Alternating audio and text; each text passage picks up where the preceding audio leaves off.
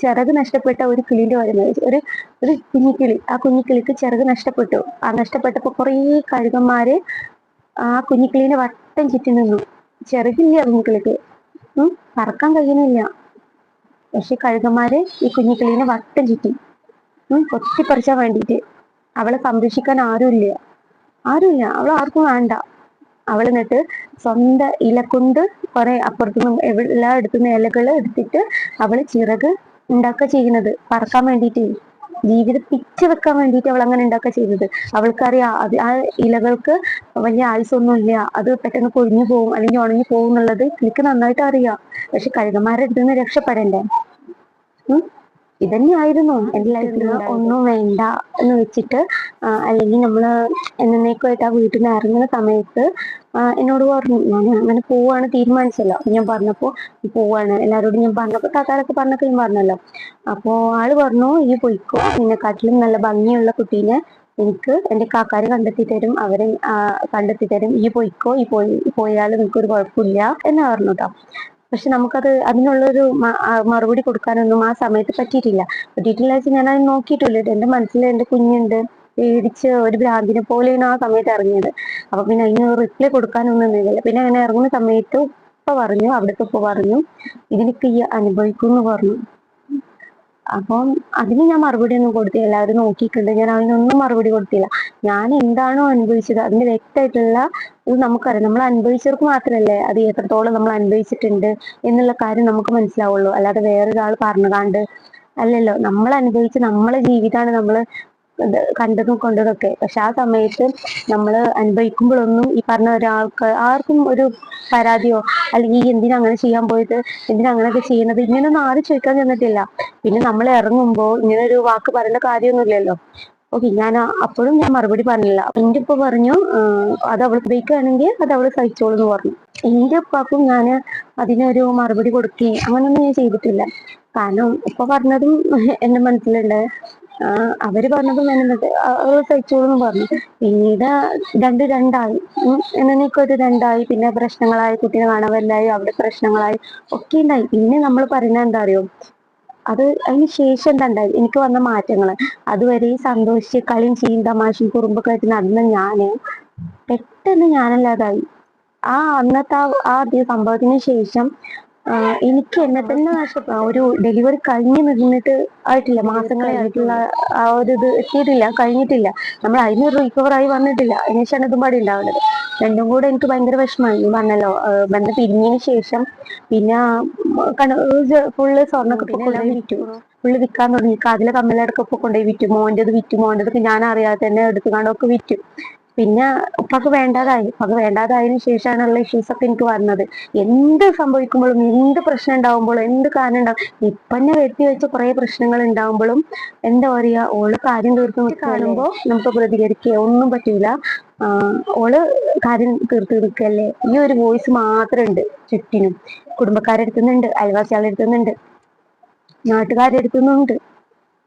കാരണം ഒരു ചെറിയ പ്രായം. അതിൽ ചിലര് പറഞ്ഞിട്ടോ, നമ്മളത് വേണ്ടാന്ന് വെച്ച് ഞാനല്ലേ തീരുമാനിച്ചത്. അപ്പൊ വേണ്ടാന്ന് വെച്ചപ്പോ തന്നെ ചിലര് പറഞ്ഞു, അവള് വേണമെങ്കിൽ വേറൊരുത്തനെ ചിലപ്പോ കണ്ടിച്ചിട്ടുണ്ടാവും, അല്ലെങ്കിൽ വേറൊരുത്തനെ കെട്ടാൻ വേണ്ടിയിട്ട്, ഓന്റെ കൂടെ പോവാൻ വേണ്ടിയിട്ട്, കെട്ടാന്നില്ല കേട്ടോ, അവന്റെ കൂടെ പോവാൻ വേണ്ടിയിട്ടാവും അവള് എന്താ പറയാ ഇത് വേണ്ടാന്ന് വെച്ച് വന്നത്. അങ്ങനെയാണെങ്കിൽ ഞാൻ സത്യം പറയട്ടെ, വേറൊരുത്തന്റെ കൂടെ പോവുകയാണെങ്കിൽ പിഞ്ചു പൈതലിനെ എടുത്തുകൊണ്ട് പോരേണ്ട ആവശ്യമില്ലേനോ? ചെറിയ കുഞ്ഞു പൈതലാണ്, ആ പൈതലിനെ എടുത്തുകൊണ്ട് പോരേണ്ട ആവശ്യമില്ലേ? നിങ്ങളെ കുട്ടി നിങ്ങൾ നോക്കി പറഞ്ഞിട്ട് ഇട്ടിട്ട് പോന്നാ പോരെ എനിക്ക്? ഞാനത് ചെയ്തില്ലല്ലോ. അപ്പോ ആ ടോൺ ഉണ്ട് അവിടെ. കാരണം ചെറിയ പെൺകുട്ടി, ആ പെൺകുട്ടി ബന്ധം വേണ്ടാന്ന് വെക്കുന്നുണ്ട്, പറയുന്നുണ്ട്. അതിന്റെ റീസൺസ് എന്ത് തന്നെയാണെങ്കിലും അത് ഒക്കെ എല്ലാം പെണ്ണിന്റെ മേലേ വരുള്ളൂ കുറ്റങ്ങളൊക്കെ. ആണിന്നും പുണ്യാളന്മാർ തന്നെയാണ്. അപ്പൊ ഞാന് ഒഴിവാക്കാനപ്പോ രണ്ട് ടൂൺ ഉണ്ടായി. ഒന്നെങ്കിൽ ആരുടെയും അല്ലെങ്കിൽ ആരുടെയും കൂടെ ഒളിച്ചോടി പോവാനാവും. ഈ ടൂൺ ഇങ്ങനെ വന്നോണ്ടിരുന്നു. അപ്പോഴും ഞാൻ ഒന്നും മിണ്ടില്ല. പിന്നെ എനിക്കത് ക്ഷമ കിട്ടു. ഈ പറച്ചിൽ ഇങ്ങനെ കൂടി വന്നപ്പോ ക്ഷമ കിട്ടു. അപ്പൊ ഞാൻ പറഞ്ഞു, ആരെ നിങ്ങളോട് പറഞ്ഞു? ഇത് എന്നോട് പറഞ്ഞതിന്റെ ഉപ്പനായിട്ട് പറഞ്ഞു. വേറെ തന്നെ കൂടെ ഒളിച്ചിടാൻ വേണ്ടിയിട്ടാവും അവളിങ്ങോട്ട് പോന്നിട്ടുണ്ടാവും. പിന്നെ നാട്ടുകാരുടെ അടുത്തുനിന്ന് ഇങ്ങനെ ഉണ്ട്, ചിലരുടെ അടുത്തുനിന്ന് കേട്ടോ. എന്റെ ഉപ്പയാണ് ഈ കാര്യം എന്നോട് പറഞ്ഞിട്ട്, ഈ വേറെ തന്നെ കൂടെ ഒളിച്ചിടാൻ വേണ്ടിയിട്ടല്ലേ ഓനിട്ട് വേണ്ടാന്ന് വെച്ച് പോകുന്നത്. അപ്പൊ ഞാൻ ചോദിച്ചു, നിങ്ങളോട് ആരാ ഇത് പറഞ്ഞത്? ഉപ്പാനോട് ഞാൻ ചോദിച്ചിട്ട്, ഉപ്പ നിങ്ങളോട് ആരാ ഇത് പറഞ്ഞത് പറയും? ഞാൻ ചോദിക്കാം, ആരാ പറഞ്ഞത്? അപ്പൊ എന്നോട് പറഞ്ഞു, നിന്റെ ഉമ്മാന്റെ ഫാമിലിയാ പറഞ്ഞത്. ആ സമയത്ത് തന്നെ ഞാൻ ചോദിച്ചു, ഉമ്മാന്റെ ഫാമിലിക്ക് വിളിച്ചിട്ട് ആരാണോ പറഞ്ഞത് അവരെ പേര് പറഞ്ഞപ്പോൾ ഞാൻ അവർക്ക് ചോദിച്ചു, സത്യമാണോ? ഞാൻ അങ്ങനെ പോരാൻ വേണ്ടിയിട്ടാണ്, ഞാൻ അങ്ങനെ പോകാൻ വേണ്ടിയിട്ടാണ്, നിങ്ങൾ എന്തിന്റെ അടിസ്ഥാനത്തിൽ അങ്ങനെ പറഞ്ഞത് ചോദിച്ചു. കാരണം നമ്മളിത് കേൾക്കുന്നതിന് ക്ഷമയും പരിധിയൊക്കെ ഉണ്ടല്ലോ. അപ്പൊ പറഞ്ഞ അത് പിന്നെ ഞങ്ങൾ വെറുതെ പറഞ്ഞതാണ്, ചെറിയ പെണ്ണല്ലേ, അപ്പൊ പിന്നെ അത് വെറുതെ പറഞ്ഞതാണ്, അങ്ങനെ ഇനി വെറുതെ ഇങ്ങനെ പറയാൻ നിൽക്കരുത്. ഞാന് എന്താ പറയുക, നമ്മളെ കുറിച്ച് ഒരു ആരോപണം വരുന്നുണ്ടെങ്കിൽ ഞാൻ ക്ലിയർ ചെയ്യാൻ നോക്കിയിട്ടുണ്ട്. അവരെ കൊണ്ട് തന്നെ ഞാൻ സത്യം പറയിപ്പിച്ചാൻ നോക്കിയിട്ടുണ്ട്. അങ്ങനെ അത് കഴിഞ്ഞു. പിന്നെ ഒരു ഇഷ്യൂസ് മുഴുവൻ ഉപ്പാനെ കുറിച്ചാണ്. ഞാൻ നിങ്ങൾക്ക് വേറൊരു കാര്യം പറഞ്ഞു. നഷ്ടപ്പെട്ട ഒരു കിളിന്റെ കാര്യം, ഒരു കുഞ്ഞിക്കിളി. ആ കുഞ്ഞിക്കിളിക്ക് ചിറക് നഷ്ടപ്പെട്ടു. ആ നഷ്ടപ്പെട്ടപ്പോ കുറേ കഴുകന്മാര് ആ കുഞ്ഞിക്കിളിനെ വട്ടം ചുറ്റി നിന്നു. ചിറകില്ല കുഞ്ഞിക്കിളിക്ക്, പറക്കാൻ കഴിയുന്നില്ല. പക്ഷെ കഴുകന്മാര് ഈ കുഞ്ഞിക്കിളിനെ വട്ടം ചുറ്റി കൊത്തിപ്പറിച്ചാൻ വേണ്ടിയിട്ട്. അവളെ സംരക്ഷിക്കാൻ ആരുമില്ല, അവൾ ആർക്കും വേണ്ട. അവൾ എന്നിട്ട് സ്വന്തം ഇല കൊണ്ട് കുറെ അപ്പുറത്തുനിന്നും എല്ലായിടത്തുനിന്ന് ഇലകൾ എടുത്തിട്ട് അവള് ചിറക് ഉണ്ടാക്കുക ചെയ്യുന്നത്, പറക്കാൻ വേണ്ടിയിട്ട്, ജീവിതം പിച്ച് വെക്കാൻ വേണ്ടിയിട്ട് അവൾ അങ്ങനെ ഉണ്ടാക്കുക ചെയ്യുന്നത്. അവൾക്കറിയാം അത് ആ ഇലകൾക്ക് വലിയ ആയുസൊന്നും ഇല്ല, അത് പെട്ടെന്ന് കൊഴിഞ്ഞു പോകും അല്ലെങ്കിൽ ഉണങ്ങി പോകും എന്നുള്ളത് എനിക്ക് നന്നായിട്ട് അറിയാം. പക്ഷെ കഴുകന്മാരുടെ അടുത്ത് നിന്ന് രക്ഷപ്പെടണ്ടേ? ഇതന്നെയായിരുന്നു എന്റെ ലൈഫിലുണ്ടായത്. അപ്പൊ പിന്നെ ഉപ്പാക്ക് ഇങ്ങനെ വേണ്ടതായിട്ട് അപ്പൊ ഇങ്ങനെ തൊട്ടീനും പിടിച്ചീനും ഒക്കെ ഇങ്ങനെ ഇപ്പൊ പ്രശ്നം ഉണ്ടാക്കാൻ തുടങ്ങി. ഈ കുട്ടി ഒന്ന് കരയുമ്പോഴത്തേനും ഉപ്പ പ്രശ്നം ഉണ്ടാക്കാൻ തുടങ്ങി. ഇങ്ങനെ വായി തോന്നിയതൊക്കെ വിളിക്കാൻ തുടങ്ങി. മോശപ്പെട്ട വാക്ക് മാത്രമേ വിളിക്കുള്ളൂ. അങ്ങനെ വിളിക്കാൻ തുടങ്ങി. വളരെ മോശപ്പെട്ട വാക്കുകൾ അത് മാത്രം വിളിക്കാൻ തുടങ്ങി. എന്റെ മുഖത്ത് നോക്കിയാണ് അത് മാത്രം വിളിക്കാൻ തുടങ്ങി. പിന്നെ അങ്ങനെ ഒരിക്കൽ എല്ലാം വിറ്റുട്ടോ, എല്ലാം വിറ്റ് എന്റെ ലൈഫ് ഒരു ചോദിച്ചിന് ഒന്നുമില്ല, നമുക്ക് മുമ്പോട്ട് എങ്ങനെ ജീവിക്കണം ഇതൊന്നുമില്ല. ഒരു ചെറിയൊരു വെളിച്ചം പോലും ഇല്ല. എന്റെ കയ്യിൽ ഒരു കുട്ടിയുണ്ട്, ഞാനും ഉണ്ട്. സമ്പാദ്യമൊന്നുമില്ല, ഒരു കുഞ്ഞുണ്ട്, ഞാനും ഉണ്ട്. അത്രേ ഉള്ളൂ. അവ മാത്രമേ ഉണ്ട്.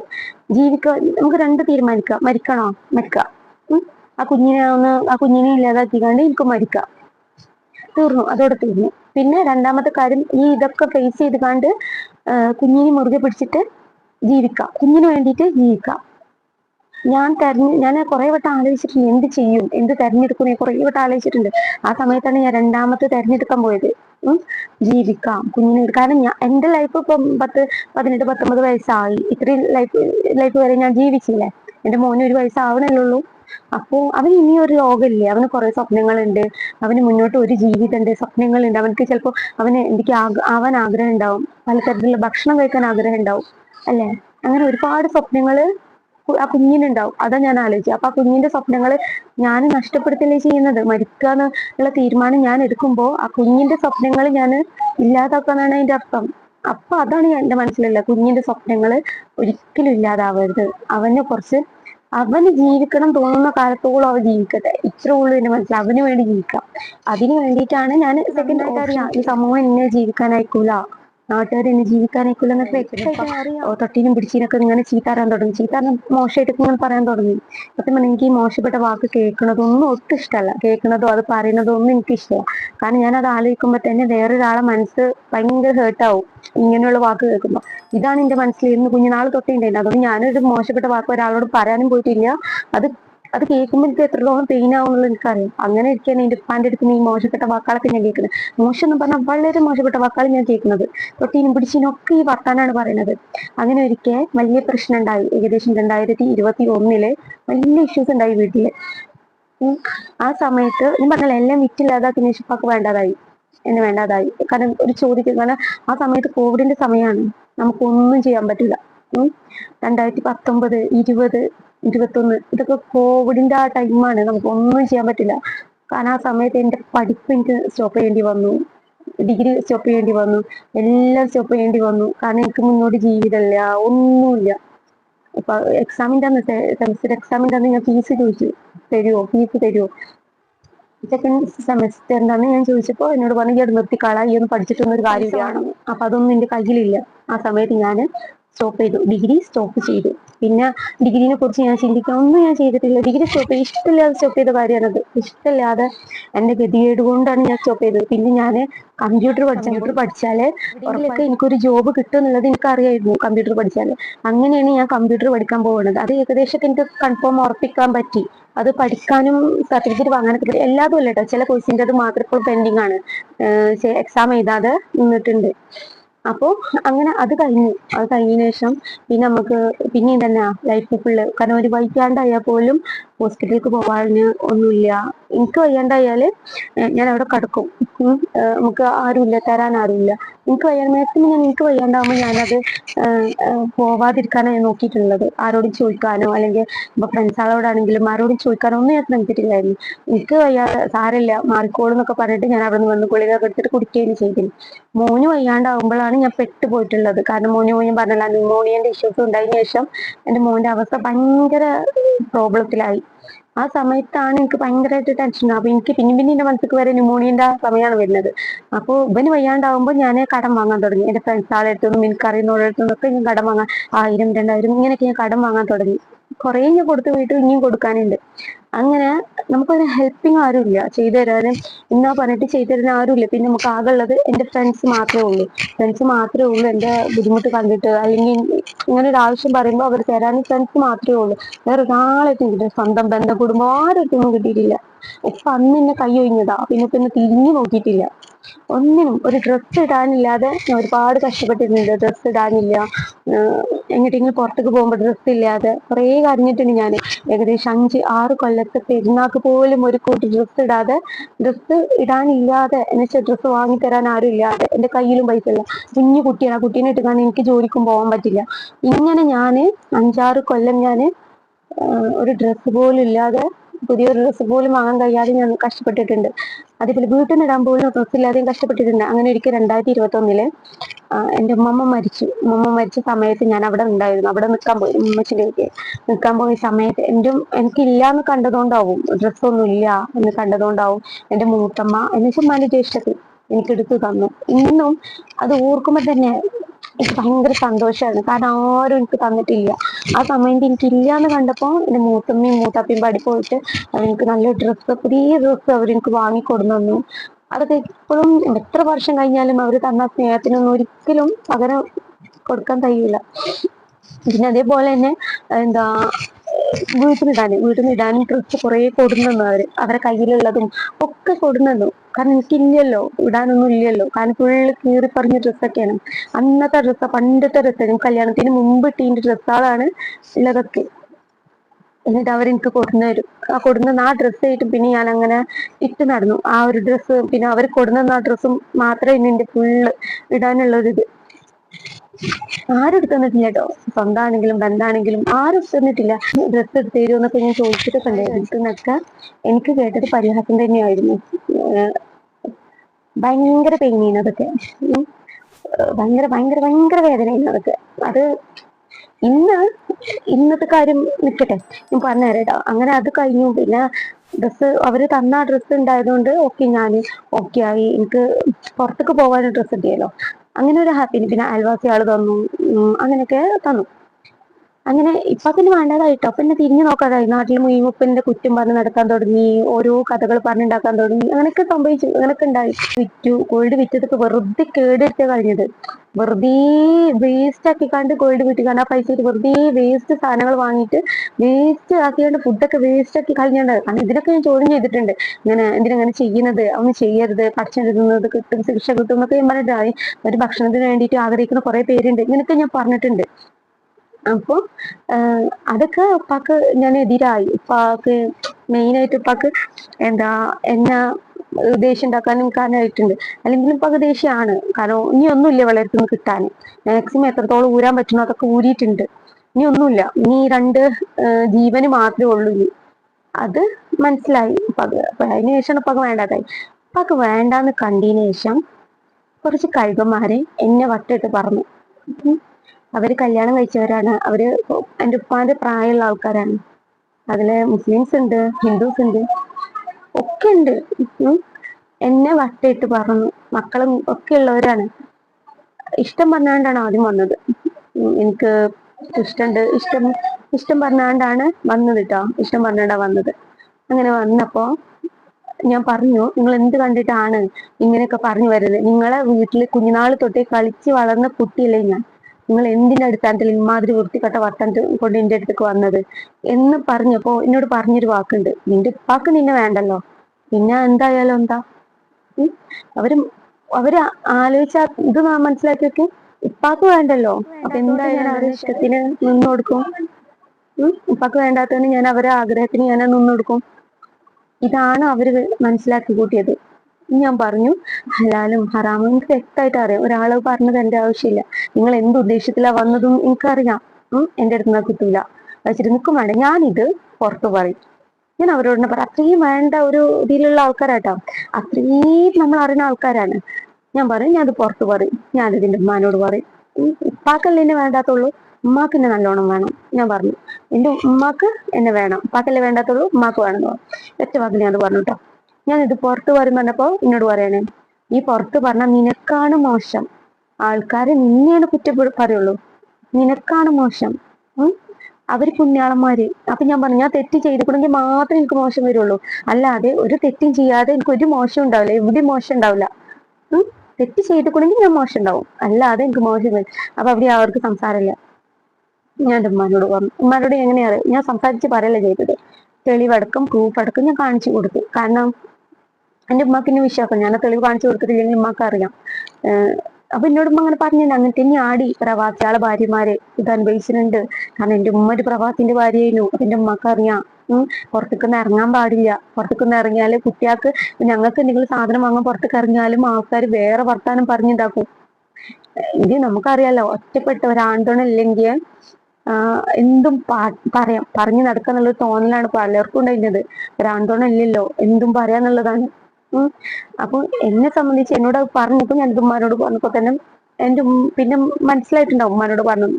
പിന്നെ എനിക്കിത് പറയാൻ ആരുമില്ല കേട്ടോ. പിന്നെ ഒരിക്കൽ ഞാനിത് ഉപ്പാനോട് പറഞ്ഞു, നിങ്ങള് ഇങ്ങനെ ആയതുകൊണ്ടല്ലേ എന്നോട് ഇങ്ങനെ വർത്താനൊക്കെ പറഞ്ഞാണ്ട് ഒരാൾ വന്നു.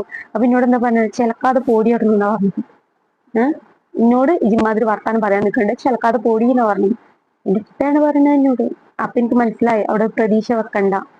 കാരണം സംരക്ഷിക്കേണ്ടത് പേരൻസ് ആണ് അല്ലെ. ഏത് അവസ്ഥയിലും സംരക്ഷിക്കേണ്ട പേരൻസിന്റെ ഭാഗത്തുനിന്ന് എനിക്കുണ്ടായ ഒരു അവസ്ഥയാണിത്. അപ്പൊ സംരക്ഷിക്കേണ്ടവർ തന്നെ ഇങ്ങനെ കാട്ടുന്നുണ്ട്. ഞാൻ അത് ആലോചിച്ചത്, വേറൊന്നും എനിക്ക് ആലോചിക്കാനില്ല. അപ്പൊ എനിക്ക് മനസ്സിലായി ഇങ്ങനെ പാവായിട്ട് കാര്യമില്ല, തൊട്ടീനും പിടിച്ചിനും കരഞ്ഞിരുന്നിട്ട് കാര്യമില്ല, തിരിച്ച് മറുപടി കൊടുക്കണം. നിന്നെ സംരക്ഷിക്കാൻ നീ മാത്രമേ ഉള്ളൂ, അല്ലാതെ നിന്റെ ആങ്ങളാരോ അല്ലെങ്കിൽ നിന്റെ ഉപ്പയോ നിന്നെ സംരക്ഷിക്കുക വെച്ചിട്ട് നിൽക്കണ്ട. നീ സ്വയം ഉണ്ടാവുക, തന്റെ ഇടം കാണിക്കുക, നിന്റെ ജീവിതമാണ്, അത് എങ്ങനെ ചെയ്യണം എന്നുള്ളത് നീ തീരുമാനിക്കുക. നമുക്കൊരു കഷ്ടപ്പാട് വന്നപ്പോൾ ഒരാളും നമ്മളായിട്ടുണ്ടായില്ല അല്ലെ. നമ്മളെ സഹായിക്കുന്നവരെ ചേർത്ത് നിർത്താനും നമ്മളെ കൊണ്ട് പറ്റില്ല. ഇങ്ങനെ ഒരു അവസ്ഥയിൽ ഞാൻ അനുഭവിച്ചു. ഈ കഴുകന്മാരെ കൊണ്ട് പുറത്തേക്ക് ഇറങ്ങാൻ പറ്റില്ല. പുറത്തേക്ക് ഇറങ്ങി ഇവര് ചിലരിടത്തൊന്നും വർത്താനം പറയും, ഇങ്ങനെ വരും ഇങ്ങനത്തെ പത്ത്. കാരണം ഉപ്പാക്ക് വേണ്ടല്ലോ, ഉപ്പാക്ക് വേണ്ടാത്ത മകളല്ലേ, നമുക്ക് എന്തും ചെയ്യാം. സേഫ് അല്ലായിരുന്നു ഞാൻ വീട്ടിൽ, രാത്രി നിൽക്കാൻ പോലും സേഫ് അല്ലായിരുന്നു. വീട്ടിലെല്ലാരും ഉണ്ട്, എന്നിട്ട് പോലും സേഫ് അല്ലായിരുന്നു ഞാൻ. എനിക്ക് പേടിയായിരുന്നു. പുറത്ത് ഞാൻ പിന്നീട് ജോലിക്ക് കയറിയപ്പോഴും തിരിച്ചു വരുമ്പോ ഒറ്റക്കാട് വരുന്നത്. അപ്പോഴും ഞാൻ സേഫ് അല്ലായിരുന്നു. ആരോ എന്റെ പിന്നാലെ ഉണ്ട് എന്നുള്ളൊരു ഫീലിങ്സ്, അങ്ങനെ ഒരു തോന്നല്, പേടി, ഇതൊക്കെ സത്യമാണ്. എനിക്ക് ഉണ്ടായിട്ടുണ്ട്. ഈ പറഞ്ഞ കഴുകന്മാരെന്നെ എന്റെ പിന്നാലെ കൂടിയിട്ടുണ്ട്, കള്ളല്ല. നമ്മൾ ചെയ്തത്, നമ്മൾ എങ്ങനെ നമ്മളെ ജീവിച്ചത്, ഒരു കല്യാണം കൊണ്ട് ഞാൻ അനുഭവിക്കില്ല അങ്ങേയറ്റം ഞാൻ അനുഭവിച്ചിട്ടുണ്ട്, ഇപ്പോഴും അനുഭവിക്കുന്നുണ്ട്. ആ കുഞ്ഞിക്കിളി ചിറക് ഇല കൊണ്ടുണ്ടാക്കി. ഞാനും അങ്ങനെ തന്നെയാ. കിട്ടുന്ന ജോലിക്കൊക്കെ ഞാൻ പോകും. കൂലിപ്പണിക്ക് ഞാൻ പോയിട്ടുണ്ട്, മില്ലിന് പണിയെടുക്കാൻ ഞാൻ പോയിട്ടുണ്ട്. കാരണം എന്റെ മോനെ വളർത്തണ്ടേ. എന്റെ പഠിപ്പ് ഞാൻ അവിടെ നിർത്തി. 21ാമത്തെ വയസ്സിൽ എന്റെ പഠിപ്പ് അവിടെ സ്റ്റോപ്പാക്കി. പിന്നെ ഞാൻ എന്റെ കുഞ്ഞിനെ നോക്കണ്ടേ, അവന് വയ്യാണ്ടായി, അവനെ ഹോസ്പിറ്റലിൽ കൊണ്ടുപോകണ്ടേ, അവന് നല്ല ഡ്രസ്സ് വാങ്ങി കൊടുക്കണ്ടേ. ഇതായിരുന്നു പിന്നെ എന്റെ മനസ്സിലുണ്ടായിട്ടത്. അവനെ നോക്കണം, അവന് ഫുഡ് വേണം. അതിന് ഞാൻ ജോലിക്ക് പോയി. കിട്ടുന്ന ജോലിക്കൊക്കെ ഞാൻ ജോലിക്ക് പോവും. മില്ലില് പണിയെടുക്കാൻ പോയിട്ടുണ്ട്. എല്ലാ തരത്തിലും പണിയെടുക്കാൻ, ജോലിക്ക് പോയിടത്തൊന്നും ഉണ്ടായിട്ടുണ്ട് ഒരുപാട് അനുഭവങ്ങൾ. ഈ സത്യാവസ്ഥ പറഞ്ഞു. കാരണം ഒറ്റക്കാണ്, ആൺതുണ ഇല്ലാതാണ് ജീവിച്ചതെന്ന് അറിഞ്ഞതുകൊണ്ട് മാത്രം ഒരു ജോലിക്ക് പോലും എനിക്കൊരു സമാധാനം ഉണ്ടായിട്ടില്ല. അത് അറിഞ്ഞതിന് ശേഷമാണ് തോന്നുന്നു പലർക്കും പല മാറ്റങ്ങളും വന്നു. ജോലിയില് കൂടല്ല ഓണേഴ്സിനാണ് ചില അടുത്ത് നിന്നൊക്കെ വളരെ മോശമായിട്ടുള്ള അനുഭവം ഉണ്ടായിട്ടുണ്ട്. അങ്ങനെ ഉണ്ടായ സമയത്ത് തന്നെ ഞാൻ ഇട്ടിട്ട് പോകുന്നതുകൊണ്ട്, എനിക്ക് താല്പര്യം ഇല്ല എന്ന് പറഞ്ഞിട്ട് ഞാൻ ഇട്ടിട്ട് പോകുന്നുണ്ട്. പലതും അവർ ഓഫർ ചെയ്തു, എനിക്ക് ലാപ്ടോപ്പ് തരാം. എനിക്ക് ഫോട്ടോഗ്രാഫി എന്ന് വെച്ചാൽ ജീവനാണ്. കാരണം ഫോട്ടോഗ്രാഫർ ആവാൻ ഏറ്റവും കൂടുതൽ ഇഷ്ടമുണ്ടായിരുന്നത്. ക്യാമറ എന്നുള്ളത് എന്റെ ജീവൻ, എന്റെ സ്വപ്നത്. അങ്ങനെയാണ് ഞാൻ സ്റ്റുഡിയോ പഠിക്കാൻ പോയി, ഫോട്ടോഗ്രാഫി പഠിക്കാൻ വേണ്ടിയിട്ട് ഞാൻ പോയി, സ്റ്റുഡിയോയിൽ ഫോട്ടോഗ്രാഫി പഠിക്കാനൊക്കെ പോയി. ഞാൻ ഇതിന്റെ ഡ്രീമാണ്. അപ്പൊ അതിന് വേണ്ടിയിട്ട് പോയി. അപ്പൊ എനിക്ക് അങ്ങനെ ഒരു മോശം അനുഭവങ്ങൾ ഉണ്ടായപ്പോ ഇവര് ഇത് വെച്ചു, ഞാൻ അവരുടെ ഇഷ്ടത്തിന് നമ്മൾ നിന്ന് കൊടുക്കുകയാണെങ്കിൽ ലാപ്ടോപ്പ് തരും, അതേപോലെ ക്യാമറ തരും, നമുക്ക് വേണ്ടതൊക്കെ സ്കൂട്ടി തരും, നമുക്ക് വേണ്ടതൊക്കെ അവർ തരും. നമ്മൾ അവരെ ആവശ്യങ്ങൾക്കൊക്കെ നിന്ന് കൊടുക്കണം. ഞാൻ പറഞ്ഞു എനിക്ക് താല്പര്യമില്ല, എനിക്ക് നിങ്ങളെ ലാപ്ടോപ്പും വേണ്ട, നിങ്ങളെ ക്യാമറയും വേണ്ട. എന്തെങ്കിലും ആവണ കാലത്ത്, എന്നിട്ട് എൻ്റെ അടുത്ത് പൈസ ഉണ്ടാവുന്ന കാലത്ത് ഞാൻ വാങ്ങിക്കോട്ടെ, ഇത് നിങ്ങളെ ജോലി വേണ്ട. ഇറങ്ങി പോന്നു ഞാൻ. പിന്നെ ഓരോ ഇറക്കത്തിലും അതാ എനിക്ക് പേടിയാണ്. എന്റെ മോനെ ഞാൻ എങ്ങനെ നോക്കുക, എന്റെ കുട്ടീനെ നോക്കണ്ടേ, ഈ ഒരു പേടിയാണ് ഉള്ളിലുണ്ട് എന്റേത്. കാരണം കുട്ടീനെ നോക്കണ്ടേ. ഒഴിവാക്കി പോകും, ജോലി ഒഴിവാക്കി പോകുന്നു. കാരണം എനിക്ക് എന്റെ അഭിമാനമാണ് വലുത്. അത് ആരുടെ മുമ്പിൽ ഒന്നിന് പണയം വെക്കാൻ എനിക്ക് ഒഴുക്കുമല്ലായിരുന്നു.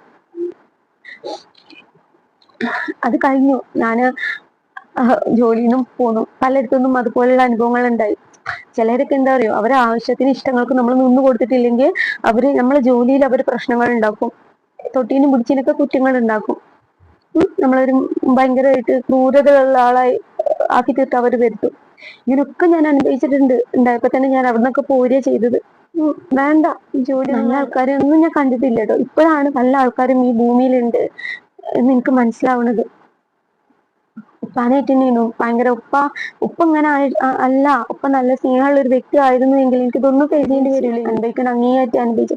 ഒരു ഭ്രാന്തിനെ പോലെ വീട്ടിൽ കിടന്നിട്ടുണ്ട് ഞാൻ, എന്റെ തലൊക്കെ ഇങ്ങനെ പിച്ചി മാറിക്കാണ്. കാരണം ഇപ്പൊ ഇങ്ങനെ ദ്രോഹിച്ചാണ്, വർത്താനം കൊണ്ട് ഇങ്ങനെ ദ്രോഹിച്ചാണ്. അങ്ങനെ ഒരു ദിവസം പ്രശ്നം ഉണ്ടായപ്പോ ഉപ്പ പറഞ്ഞു, നോക്കടി, ഓന്റെ പെണ്ണുങ്ങൾക്ക് നല്ല സുഖം, അവൻ രണ്ടാമത് കല്യാണം കഴിച്ചില്ലേ, ആ പെണ്ണുങ്ങൾക്ക് നല്ല സുഖമാണ്, ഓർക്ക് പള്ളിയിൽ ഉണ്ടായിട്ടുണ്ട്. പള്ളിയിൽ ഉണ്ടാവുന്ന അത്ര നല്ല സുഖമാണോ? അതിന്റെ മുഖത്തോക്കി പറഞ്ഞു. പിന്നെ പറഞ്ഞു, എന്തിനാ നിങ്ങൾ ഇതൊക്കെ വിറ്റത്, എന്തിനാ ഞാനല്ല പറഞ്ഞു കേട്ടോ, എന്റെ സിസ്റ്ററാണ് പറഞ്ഞത്. എന്തിനാ നിങ്ങൾ അവളുടെ വിറ്റത്, അവളെ മഹർ എന്തിനാ വിറ്റത്, ആ കുട്ടീന്റെ എന്തിനാ വിറ്റത് എന്നൊക്കെ ചോദിച്ചപ്പോ ഇപ്പൊ എന്താ പറഞ്ഞാ അറിയോ, ഞാൻ കെട്ടിച്ചതുകൊണ്ടാണ് മഹർ ഉണ്ടായത്, അത് എനിക്ക് വിൽക്കാൻ പറ്റുന്നു. ഉപ്പാക്ക് വിൽക്കാൻ പറ്റും, ഇപ്പൊ കെട്ടിച്ചതുകൊണ്ടാണ് മഹർ ഉണ്ടായത്, അതുകൊണ്ട് ഇപ്പൊ വിറ്റു. പിന്നെ കുട്ടീന്റെ വിറ്റപ്പോ പറഞ്ഞു ഉപ്പാന്റെ തടിയാണെന്ന് പറഞ്ഞു. ഉപ്പ അവന് തിന്നാൻ കൊടുത്തിട്ടുണ്ട്, അത് തിന്നാൻ കൊടുത്തിട്ടുണ്ട്, അപ്പൊ അതുകൊണ്ട് തടിയാണെന്ന് പറഞ്ഞു. അപ്പൊ അതുകൊണ്ടാണ് ആക്കെടുത്തത് എന്ന് പറഞ്ഞു. ഇപ്പൊ തിന്നാൻ കൊടുത്തില്ലേ, ഇപ്പൊ കുറെ കഷ്ടപ്പെട്ട് ഇപ്പൊ കല്യാണം കഴിഞ്ഞ തൊട്ട് എന്നെ നോക്കിയില്ലേ, അതിന്റെ പാരിതോഷികമായിട്ട് ഇപ്പൊ എല്ലാം എടുത്തു. കാരണം എന്നെ നോക്കി എന്നുള്ള ഒരു കാരണം കൊണ്ട് അതൊക്കെ ഇങ്ങനെയൊക്കെ തിരിച്ചെടുക്കാൻ പറ്റുമോ അതൊക്കെ പെടുത്തു.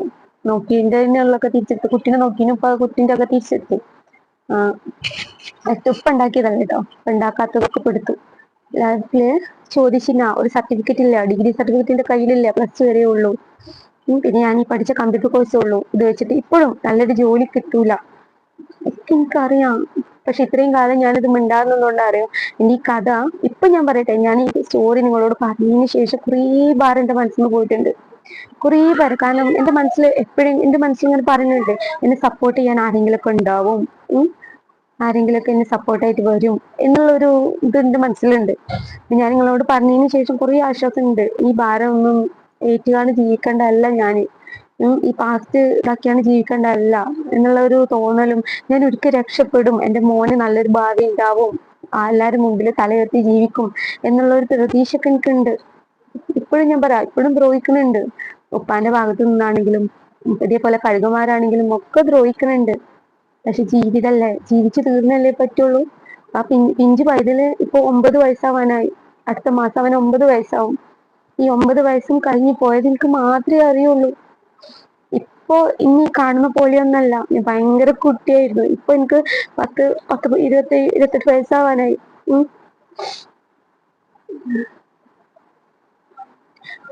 അപ്പൊ 27 വയസ്സായി. ഇപ്പത്തെ ഈ പക്വതയും മെച്യൂരിറ്റിയും അല്ലെങ്കിൽ ഇപ്പത്തെ ഈ തൻ്റെ ഒന്നും ഉണ്ടായിട്ടില്ല.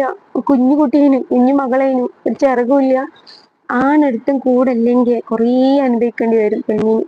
സത്യം ഞാൻ പറഞ്ഞത്, ആണൊരുത്തും നിങ്ങളെ കൂടെ ഇല്ലേ കുറേ അനുഭവിക്കേണ്ടി വരും. കഴുകന്മാരനുഭവിക്കും, ആർക്കും വേണ്ടി വരും. എൻ്റെ ലൈഫിൽ അങ്ങനെ ഉണ്ട്. എല്ലാവരും ഉള്ള ആൾക്കാരെ എല്ലാവർക്കും വേണം. അപ്പൊ അവർക്ക് കൊടുക്കാനും ഒക്കെ ആൾക്കാരുണ്ടാവും, എല്ലാവരും നോക്കാനുള്ളവര് എല്ലാവർക്കും വേണം. ഇതുപോലെ നമ്മള് ഇപ്പൊ എനിക്ക് ആരുമില്ലല്ലോ, ഹസ്ബൻഡ് ഇല്ല, ഹസ്ബൻഡിന്റെ ഫാമിലി ഇല്ല, ആരും ഇല്ലല്ലോ. അപ്പൊ അങ്ങനെ ആയതുകൊണ്ട് തന്നെ എന്റെ കൈ മാത്രമല്ലേ ഉള്ളൂ എനിക്ക് താങ്ങും തണലായിട്ടുള്ളത്. അതുകൊണ്ട് തന്നെ ഇന്ന ആർക്കും വേണ്ടേനു. ഇപ്പോഴും വേണ്ട. ഞാൻ സത്യം പറഞ്ഞത് ഇപ്പോഴും ആരും ഇല്ലാത്തോണ്ടാവും ഭയങ്കര അതിന്റെ ഒരു അവഗണനയും വേദനയും ഒക്കെ എനിക്കുണ്ട്. അനുഭവിച്ചനൊക്കെ ഉണ്ട്. കാരണം ആരും ഇല്ലാത്തതിന്റെ വേദന എനിക്ക് നന്നായിട്ടുണ്ട്. കാരണം അപ്പൊ നമ്മളാർക്കും വേണ്ടിയല്ല, നമ്മളെ കൈ മാത്രമേ നമുക്ക് താങ്ങും തണലായിട്ട് ഉണ്ടാവുള്ളൂ. ഇപ്പൊ അൽഹംദുലില്ലാ ഡ്രസ് ഉണ്ട്, സാധനങ്ങളുണ്ട്, ഡ്രസ് ഉണ്ട്, എന്റെ മോനെ എനിക്ക് നോക്കാൻ പറ്റുന്നുണ്ട്. പെർഫെക്റ്റ് ആയിന്നൊന്നല്ല പറഞ്ഞിട്ട്, ഒരു 100-ൽ ഒരു 40% ഓക്കെ ആണ്. വലിയൊരു ബുദ്ധിമുട്ടില്ല. അങ്ങനായി ഫുള്ളും അല്ല കേട്ടോ. ഇനി ഒരു വീട് വേണം, മോനെ സേഫ് ആക്കണം, ഈ വീട്ടിൽ നിന്ന് മാറണം. അതിനൊരു റീസൺസ് ഉണ്ട് കേട്ടോ. മോന് ഇന്നിങ്ങനെ കാട്ടിന ഒരു ദിവസം ഉപ്പ എന്നെ അടിവയറ്റിനെ ചവിട്ടി. അപ്പൊ ഭയങ്കര ഭയങ്കര സ്പീഡിലാണ് ചവിട്ടിയത്. അപ്പൊ എനിക്ക് തീരെ വയ്യാണ്ടായി, ശ്വാസം മുട്ടി. പിറ്റേ ദിവസം ഞാൻ ജീവിക്കണ്ട, ഇനി ഞാൻ തീരുമാനിച്ചു ജീവിച്ചണ്ട, ഞാൻ പോവാണ്, ജീവിച്ചത് എന്തിനിങ്ങനെ സഹിക്കുന്നു, ഇങ്ങനെ ഉപദ്രവങ്ങളൊക്കെ ഞാൻ ജീവിച്ചെന്ന് ഞാൻ വിചാരിച്ചു കേട്ടോ. അന്ന് പിന്നെ മോന് ടെൻഷൻ വരാൻ തുടങ്ങി, മോനിങ്ങനെ വയ്യാണ്ടാവാൻ തുടങ്ങി. മോനൊരു ഹോസ്പിറ്റലിൽ പോയപ്പോ ഡോക്ടർ പറഞ്ഞു കുട്ടീനായിട്ട് വീട് മാറണം കേട്ടോ, അല്ലെങ്കിൽ കുട്ടീനെ നഷ്ടപ്പെടും. കുട്ടീന് വീട് മാറണം, ഇല്ലെങ്കിൽ കുട്ടീനെ കാരണം ഇന്നെ ചവിട്ടിയത് കുട്ടി കണ്ടു. അതിനുശേഷം പിന്നെ മോന് മനസ്സിൽ ഭയങ്കര വിഷമായി. അപ്പൊ വീട് മാറണം കേട്ടോ എന്ന് ഡോക്ടർ പറഞ്ഞിട്ടുണ്ട്. അപ്പൊ ഇനിയിപ്പോ വീട് മാറണം എന്നുണ്ടെങ്കിൽ തന്നെ ഞാൻ എങ്ങനെ എന്റെ കുട്ടീനായിട്ട് എവിടേക്കാ ഞാൻ പോവുക? ഈ കൈകന്മാര് എപ്പോഴും ഇന്നെ വട്ടം ചുറ്റിന്റെ പിന്നാലെ ഉണ്ടാവും. അപ്പൊ നമ്മൾ എത്ര പറഞ്ഞാലും കൈകന്മാര് നമ്മളെ പിന്നാലെ ഉണ്ട്. അപ്പൊ നമുക്കൊന്നും ചെയ്യാൻ പറ്റൂല. രണ്ടിന്റെ ഒരു നടുവിലാണ്. കുട്ടീനെ നോക്കണം, കുട്ടീനെ സംരക്ഷിക്കണം. ഞാൻ അനുഭവിച്ച ഒരു കരക്കുണ്ട്. എന്റെ മനസ്സിലുള്ള എന്താ പറയുക, ഒരിക്കലും ഞാൻ അനുഭവിച്ച ഒരു കാര്യം പോലും എന്റെ മോനെ അനുഭവിക്കരുത്. ഞാൻ എന്തിന്റെ പേരിലാണെങ്കിലും വേണ്ടിയില്ല, ഒരു കാര്യം പോലും എന്റെ മോനെ അനുഭവിച്ചു പോകരുത്. എനിക്ക് നല്ല ആഗ്രഹമുണ്ട്. കാരണം ഒരുപാട് വേദനകൾ അവൻ സഹിക്കേണ്ടി വരും. ആ ഒരൊറ്റ കാരണം കൊണ്ട് ഞങ്ങൾക്ക് അന്നേ ഉള്ളൂ, അവൻ അനുഭവിക്കരുത്, ഒരു ബുദ്ധിമുട്ടും അവൻ അനുഭവിക്കരുത്. ഇത്രയേ ഉള്ളൂ. ഞാൻ അവന് വേണ്ടിയിട്ട് എപ്പോഴും താങ്ങും തണലും ഒക്കെ ആയിട്ട് നിൽക്കും.